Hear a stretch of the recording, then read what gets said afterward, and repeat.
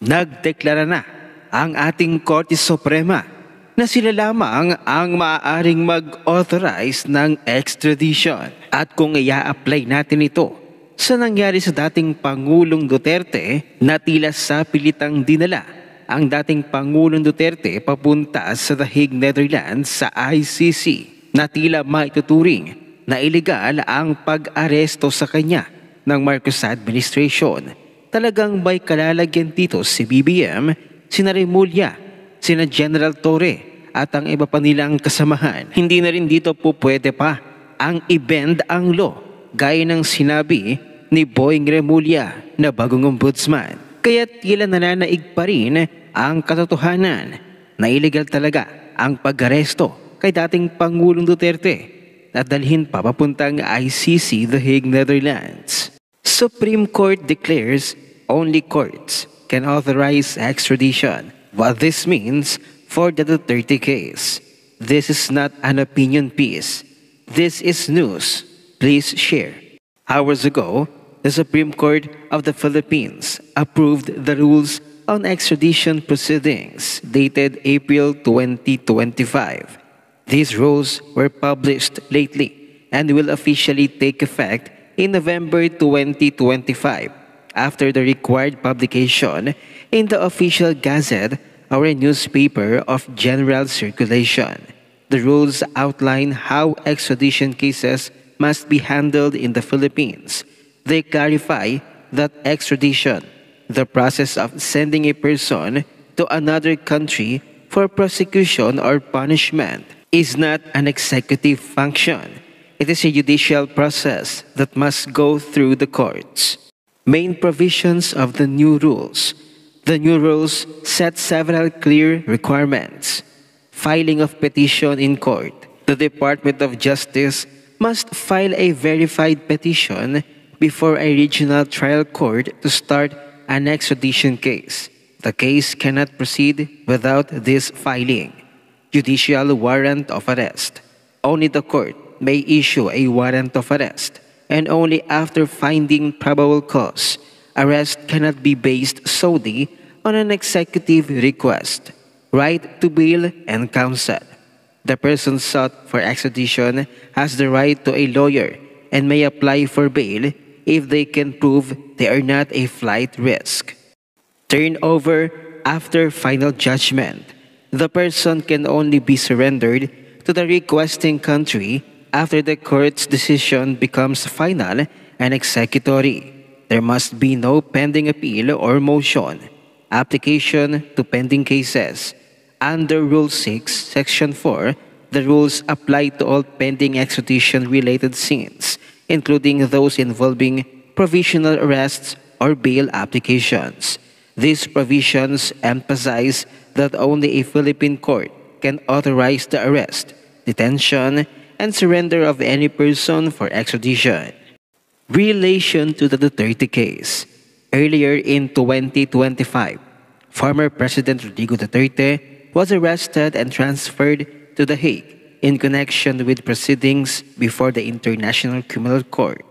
The government justified the act by citing Section 17 of the Republic Act No. 9851, which allows cooperation with international tribunals. However, the arrest and surrender reportedly occurred without a court petition, without judicial warrant, and without a final judgment.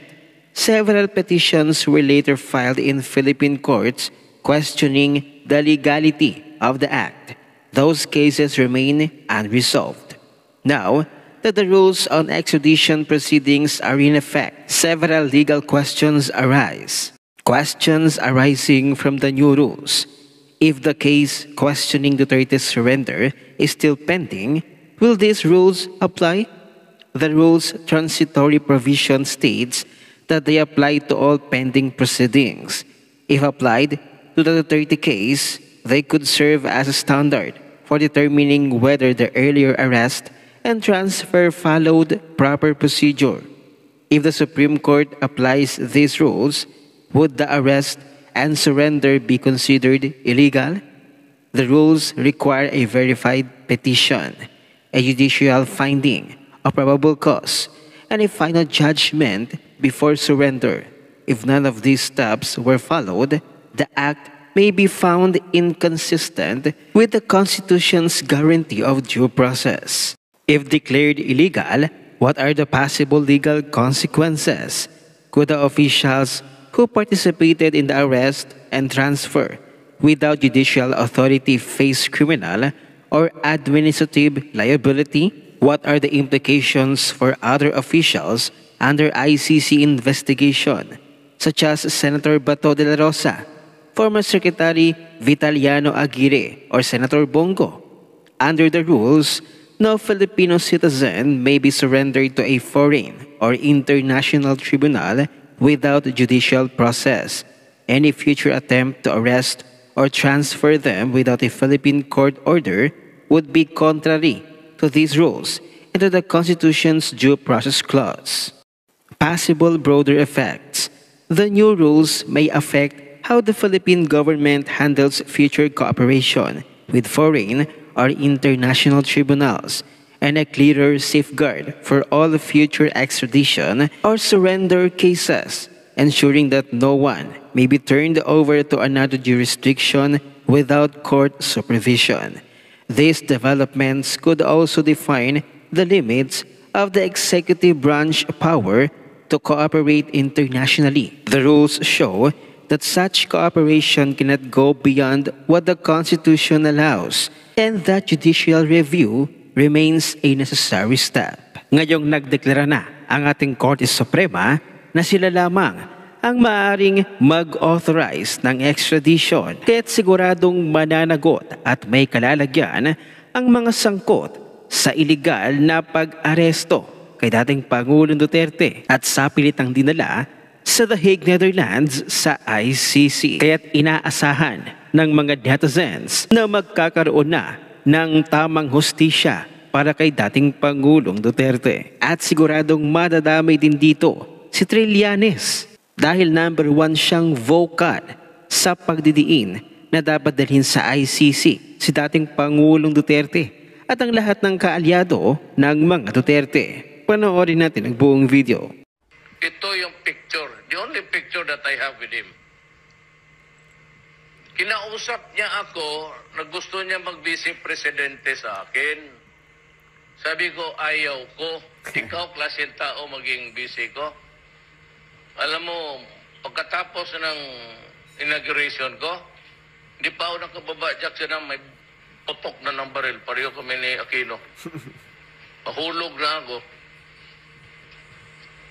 It's very dangerous, ambitious kasi. Tama. Kaya gusto ka agad vice-presidente. Gusto ito mag-presidente.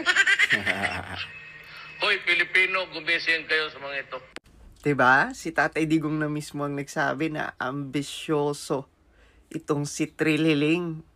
And actually, ni-reject ni Tatay Digong, diba, yung kagustuhan ni Trililing na maging vice president niya. That's why after nun, diba, puro paninira na lang si Trililing sa mga Duterte at kay Tatay Digong. Which is dati naman, believe na believe yang si Trililing kay Tatay Digong. Gusto pa nga niya maging vice-presidente kay Tatay Digong eh. Diba? Ang pangit ng ugali ni Trililing. Bagay na bagay talaga sa Marcos administration. Yung mga ugali nila, mga traidor, bagay na bagay talaga. Kaya pansinin nyo ngayon si Trililing, di ba? Hindi talaga matahimik-tahimik.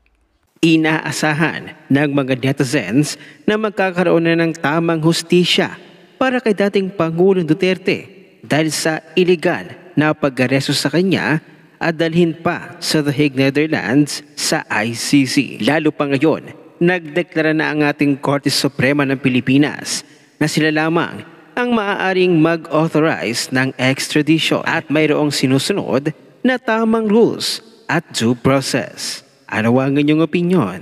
Huwag nang kalimutang i-share ang video na ito, mag-iwan ng comment at like.